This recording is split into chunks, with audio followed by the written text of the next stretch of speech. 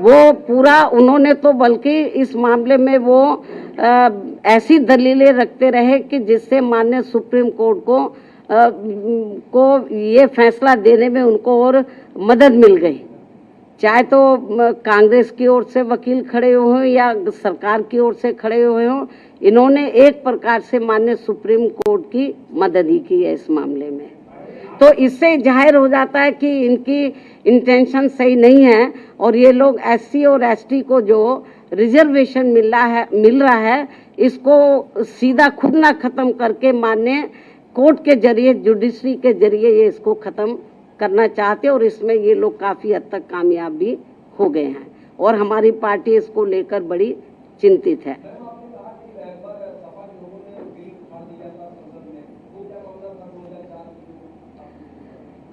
जो SC ST का पदोन्नति में जो आरक्षण का मामला था तो वो लगभग खत्म सा हो गया था। उसको प्रभावी बनाने के लिए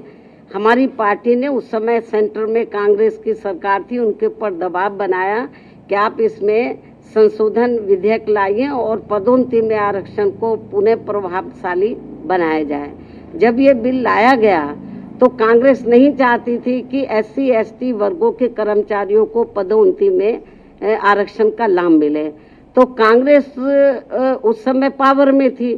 तो कांग्रेस और बीजेपी खुद ना आगे आकर उन्होंने समाजवादी पार्टी के जो सांसद हैं उनको आगे किया और उनकी मिली भगत से उन्होंने इस बिल को फाड़ा और इस बिल को पास नहीं होने दिया और अभी तक ये बिल पास नहीं हुआ है।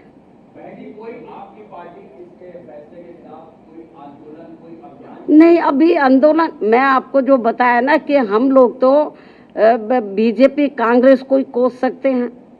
क्योंकि इनके वकीलों को सही पैरवी करनी चाहिए थी, सरकार को सही पैरवी करनी चाहिए थी। हमने माननीय सुप्रीम कोर्ट से मीडिया के माध्यम से हमने उनसे अपील की है आज कि वो अपने इस फैसले पर पुनर्विचार करें, इस फैसले को बदले, वरना इस देश में जो करोड़ों दलित और आदिवासी समाज के लोग हैं तो जिनको अपने पैरों पर खड़े करने के लिए परम पूज्य बाबा साहब डॉक्टर अम्बेडकर ने जो इनको आरक्षण की सुविधा दी थी, यदि ये खत्म हो गई तो बड़ा मुश्किल हो जाएगा। और जो लोग ये कहते हैं कि एससी में या एसटी में जो जातियां मजबूत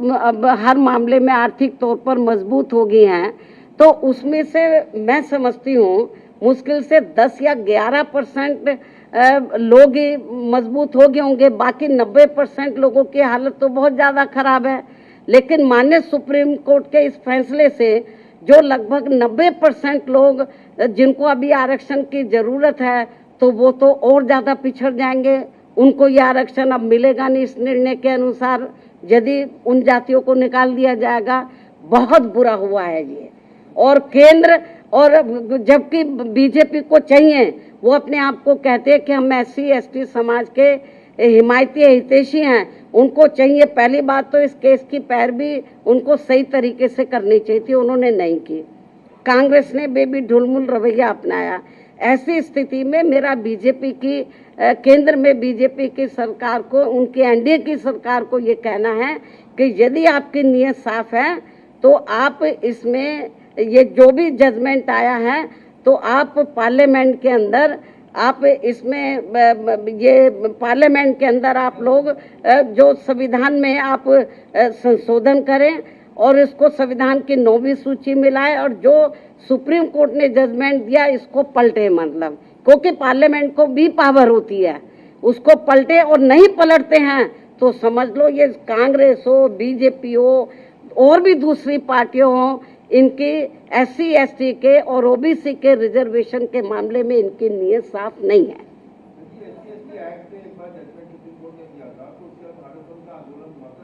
अभी आप रिजर्वेशन की बात करो, विषय को डाइवर्ट मत करो। आपको ऐसा नहीं लगता कि जैसे उत्तर प्रदेश के अगर हम लोग कॉन्टेक्स्ट में बात कर रहे हैं कि शेड्यूल कास्ट में जैसे जाटव जो बिरादरी है वो थोड़ी सी मजबूत हो गई है, और वाल्मीकि की बात, मेरी बात सुनो, जो जाटव या जाटव से मिलती जुलती जो और जातियां हैं, यदि उनमें से कुछ लोग आर्थिक तौर पर मजबूत हो भी गए हैं, पूरा समाज तो नहीं हुआ है। हम ये नहीं कहते कि जो मजबूत हो गए हैं आप क्रीमी लेयर के जरिए आप उनको मत दो वो फायदा, मतलब हम कोई उसके पक्षधर नहीं है, लेकिन 90% लोगों की तो हालत बहुत ज़्यादा खराब है, उनको तो रिजर्वेशन मिलना चाहिए।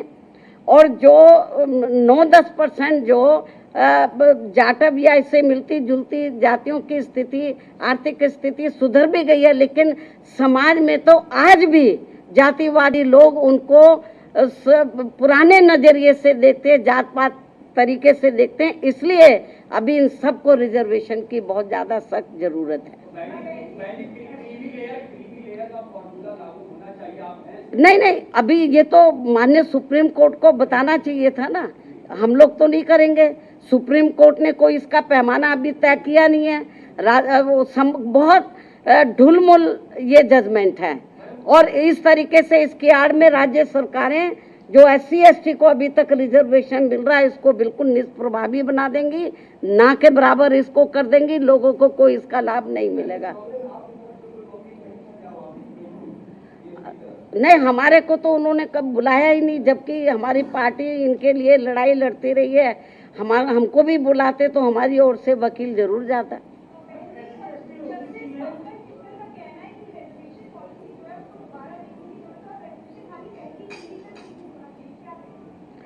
भाई मैं आपको बताया कि ठीक है, आप आर्थिक नहीं, जो SC/ST के लोग हैं